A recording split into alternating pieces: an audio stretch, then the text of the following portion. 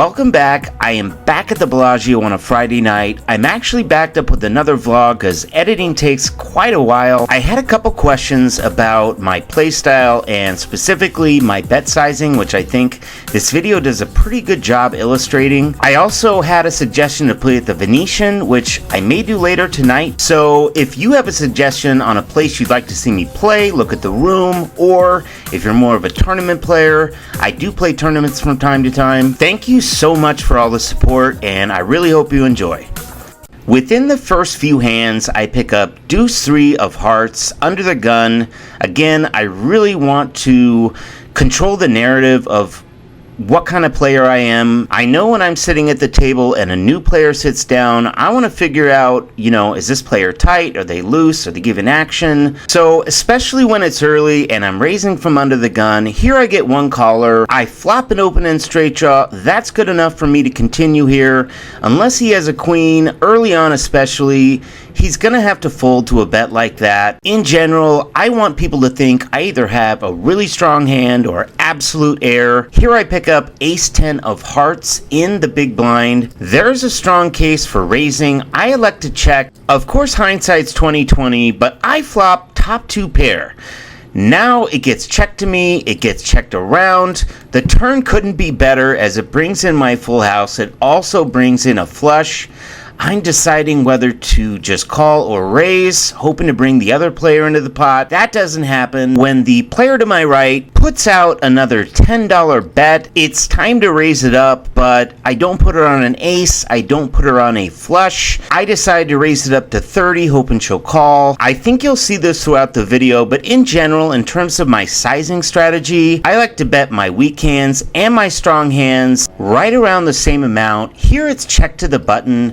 The same player to my right raises it up to $8. I elect to call blind. I check dark. I let her know I have not looked at my cards yet. This is not a recommended strategy. I do not do this often at all, but I'm trying to set my reputation. So when the original bettor looks down at her cards and puts out a bet of 10, I've got to look, and oh my God, I look down at pocket aces. Surprise, motherfucker. Naturally, I'm surprised, which is partly why I don't recommend this strategy, besides the obvious of not betting people out of a pot with a strong hand. So I elect to make the call. Yep, still got pocket aces. The turn comes out a blank with the 5 of spades. I crush the board so hard, I am trying to allow her to catch up. She bets 20, which is clearly more than she's bet previously, so hoping she has something, I bump the bet up to $60. Though I do not recommend this play, it has clearly worked out well in my favor as she's thinking about a call, then cuts out the chips and makes the call. Bloating the pot a little bit, I'm just setting up for my river bet. So when the river comes out and 8 of clubs, I'm not too worried about the straight that's on the board. I just don't think this is the type of player who was bloating the pot with their open end straight draw. So I elect for an $80 river bet. This is about half pot and only $20 more than I raised on the turn. She looks down but pretty quickly decides to fold. I turn over my pocket aces, which is a surprise and goes along with my strategy of showing absolute air or really strong hands. There's a player to my left who's getting frustrated with my style here. I got a 7. I should have bet the flop. What was I thinking? Oh wait, I did. Can't beat him. I can't fold for 10. Can't beat him today, guys. Aww. You look like Michael Jackson beat it. Man, you better get your I come into this hand a little late, but basically there was a raise to 10. I bumped it up to 25 with pocket kings and got one caller in position. The flop comes out pretty safe for my hand. 5, 6 jack with 2 hearts. The fact that there's a flush draw on board coupled with me playing big pocket pairs pretty poorly as of late. The player checks to me, so I decide to bet out 50. He takes a little bit of time and makes the call. At this point, I've got him on something like ace jack, jack 10. But in terms of sizing, I really make a critical mistake here. I overestimate how much he thinks I'm bluffing. I move all in. He's got about 300 behind, so I just think this is a bad play. He does take some time. I don't think he believes me, but elects on a fold. This is just a funny reaction as I'm going back and forth between bluffs and turning over strong hands. Wait, that was a 7-9 that accidentally flipped over that you raised. It was an accident. The raise or the flip over? Both. Here I pick up King Queen suited. We're a little short-handed, but the player to my right once again bets $10. That seems to be what she's betting with any sort of hand. I make the call, the player on the button makes the call. We get a few folds and we're off to the flop 3 ways.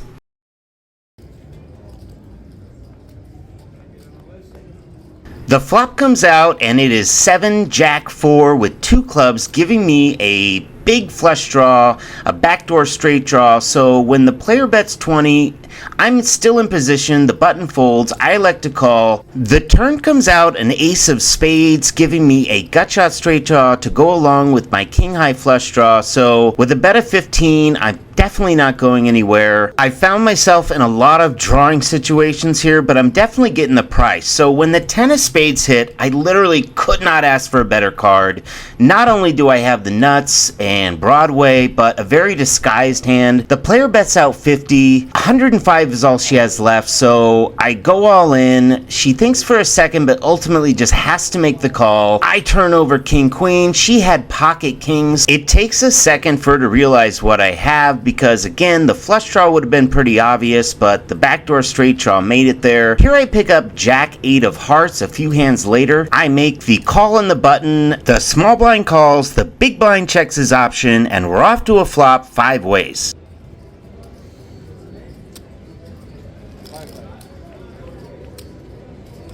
The flop comes out 7, 8, 10, 2 clubs, giving me a pair and a gut shot straight draw. The player in the low jack position bets 15. The player to my right in the cutoff position calls. I call on the button, and we are headed 4 ways to the turn.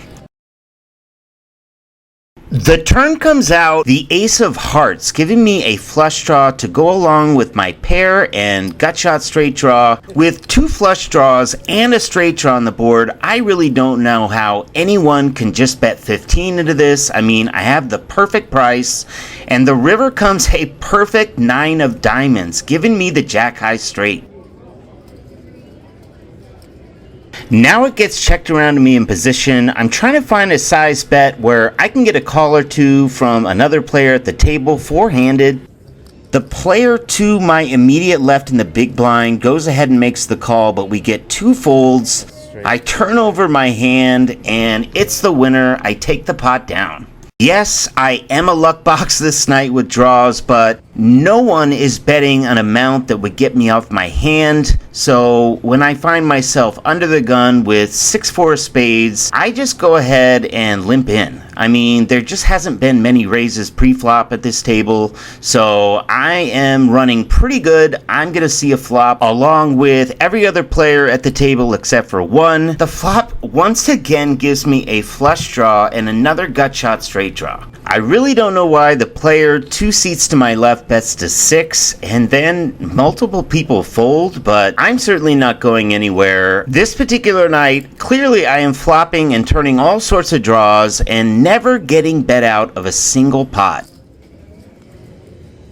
It's hard for me to believe when I bink the turn once again, hitting the nut straight. I do still have the flush to go along with that. Right now, I really don't want to see another spade. It will either chase off my action or, of course, I could get beat by a higher flush. So I go ahead and raise to $35. I don't want to chase out any player with a legitimate hand, but I do want to bloat the pot a little bit, setting up the river. So the river comes out. Just not a very comfortable 4 of hearts. This puts me in a spot where I can only get a call from a player who's holding something like ace jack or maybe ace 3 or ace 4. So now I overbet by going all in, just thinking the only hands that are really going to call any sort of bet on the river are something like an ace. Of course, there's the possibility they have a 6 out there as well, but I don't end up making any money from this. So when I look down a few hands later at king 8 of hearts, I decide on a small raise to $12. I am hoping to get the two players to my left out of the hand so I can have position.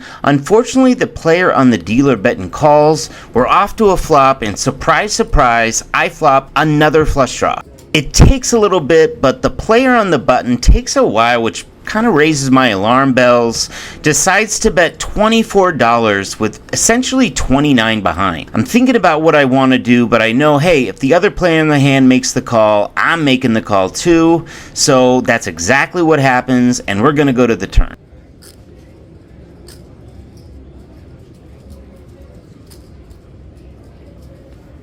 The turn is a brick for me and the ace of diamonds, putting another flush draw on the board. As I pointed out before, this player only has $29 behind. I'm already pretty committed. I'm pretty sure he has a strong hand and is trying to triple up if possible, but when he bets 29, the other player calls. It's a no-brainer for me. I make the call. It's a no-brainer. Only a heart left to save me, and Bink City again. I hit another flush on the river. It gets checked to me again, so I elect for $45. Seems very reasonable for any decent hand.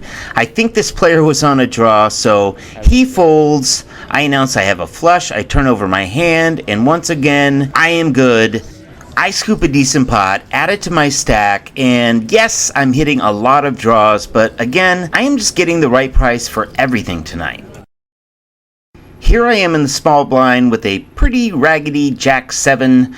I am really just in this hand because there was another call and I feel like I can outplay them after the flop. The flop comes out an absolute blank for me. I check. The player who is the initial bettor to my left bets 12. The player on the button folds, but I just get a funny feeling that this player has absolute air just like I do, so I go ahead and raise to $35. Now he takes a while to think about it, so at this point I'm thinking he might have a middle pair like pocket sixes. He could have a hand like ace queen. Regardless, I feel like the king is a scare card for him. I'm able to get this one through, as well as this next hand where I bet 100 in position, which gets kind of a funny reaction. I don't have a king. The flop. Of course you have me beat. It's the only way I'm going to win the pot. Give me my cards back. Super cool guy. This is a really friendly table, and we move on to a bet of 12 from the player to my right. I am a big fan of position, if you don't know already. I go ahead and make the call, hoping someone else will come into the pot. This does bring the big blind into the hand. It gets a fold, and we are off 3 ways to see a flop. You can take a guess as to what happens. Of course, I flop another flush draw. It is checked to me. I check around, and luckily I don't have to wait for the river because the poker gods just give it to me on the turn. I'm coming out with a bet. I'm hoping someone can call with $12. The player to my left, who I just bluffed out of a pot, is not a believer anymore. He makes the call. So when the river bricks out with an 8 of spades, it's checked to me. I put out a bet of nearly half size the pot of $30. He quickly makes the call. I show him another flush and scoop the pot. It's been a while. I'm getting ready to go, but I'm still feeling a little hungry. What do you eat? Attention! I like your hair. Still hungry! This is my last hand of the night. I am sitting in the big blind and pick up pocket 4s. There is a relatively new player at the table sitting in the hijack position who decides to raise it up to $25. I clearly just have a set mining hand, but again, I am hoping to scoop another pot before I head out, so I elect to call. That gets another caller from the player 2 seats from my left, and we're going 3 ways to a flop. Check. I decide to check dark out of position and bink again. The flop comes out. I hit my set of 4s. The player who raised, I'm guessing has an ace. That would be the perfect situation. He bets out $35. I smooth call in the hopes I will bring the other player into the pot. Unfortunately, he quickly folds and we are heads up to the turn, which comes out a 5 of spades. It quickly goes check, check. We're off to the river, which comes a beautiful ace of clubs. Now, I'm out of position, so I bet out $50 for value. The player's taken a while, and I'm thinking he's choosing between calling and folding. Next thing you know, he's cutting out chips to raise to $130, which really smells like a value bet. Obviously, I have to call, but I am beat by pocket fives, ace 5, ace deuce. Turns out he has ace king. I turn over the winner. It's a great finish to the night, and I am just about done. You have a beautiful speaking voice. I'm full. My chip stack is up over $700 with a net win of a little over $400, so it's time to head to the cage. Thank you guys so much for watching. I can't tell you how much I appreciate the support so early on in my channel's life. If you enjoyed the video, please subscribe, leave a like, and let me know in the comments what you'd like to see in future videos. As always, good luck out there.